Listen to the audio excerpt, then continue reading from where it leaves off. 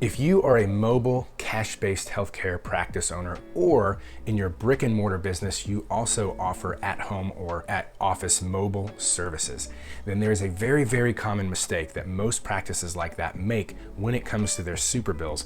And in some cases, in some states, it's even illegal. So in this episode, I'm going to tell you exactly what that is and how you can easily avoid making it. Hi, my name is Jared Carter. I'm a physical therapist, a successful cash-based practice owner since 2010, and the creator of the Private Pay Profit Formula. I help my colleagues just like you to create their own cash-based, out-of-network or concierge practices so you can end reliance on greedy insurance companies, provide a level of care you are ultimately proud of, and reclaim control of your profits in your future. So if this is your first time joining me, I strongly suggest you subscribe to this channel because I put out trainings like this all the time, and they always have a free resource associated with them designed to get you results faster. And the free resource for this episode is my cash-based practice Superbill template and out-of-network coverage guide.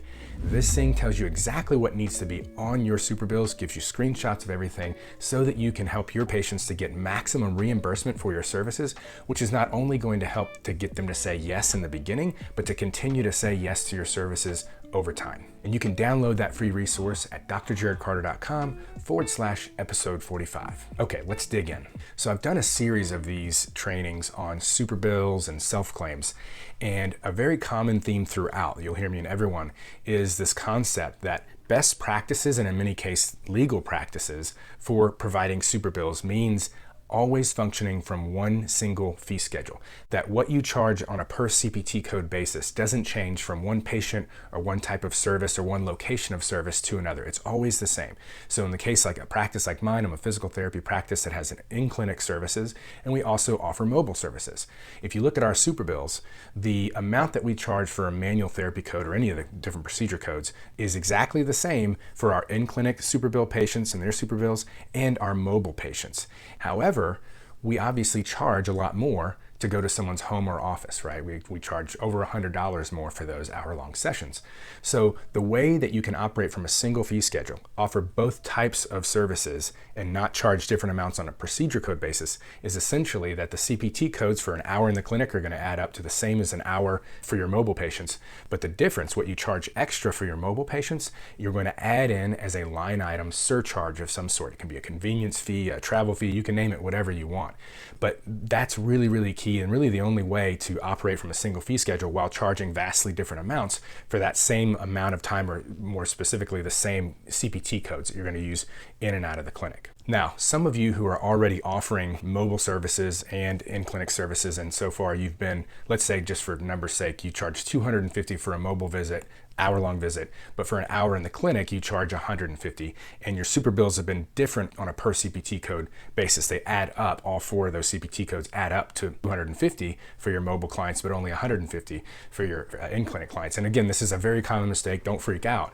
But the thing about it is that as you go to fix it, right, as you start to change your Superbills for your mobile visits to adding up to $150 for your CPT codes and then a $100 service charge or travel surcharge, you might get some pushback from some of your patients and saying, like, hey, you know, they're only reimbursing on $150 and they used to do it on $250. What's going on? And you'll have to explain the situation that you have to operate from the single fee schedule and you had to make this change moving forward. And there's really no way around that. I feel bad saying it, but if you want to bring everything above board and make sure that you're operating via best practices, this is what you need to do. And for that same reason, whenever I have a client who is just starting out and they're starting out mobile for any reason, you know, maybe they just want to keep overhead low or they want to stay mobile for a long period, I say, look, just to make sure you're doing this right and you're not having to upset a long-time patients who are used to getting reimbursed on hundreds and hundreds of dollars more per Superbill, I would personally say, if I was going to do this in clinic, if I were seeing this person for an hour in a brick and mortar spot, what would I be charging them there? Make that is what your CPT codes add up to, and just start out doing that travel or convenience fee surcharge so that you're not having to go back and rework everything later on. So again, if you want all the details on what Superbill should look like, how to discount certain things operating from the same fee schedule. Let's say that you have 60-minute visits and 30-minute visits, and you charge more per unit of time for your 30-minute visits, which you should. You got to know how to do that. You got to know how to reflect those things on your Superbills so that they're not getting kicked back by insurance companies, that they're being processed for the maximum amount for your patients, and ultimately benefiting your practice because you're getting more people to say yes and remain customers for life. Make sure you download that now at drjaredcarter.com/episode 45. And I'll see you in the next one.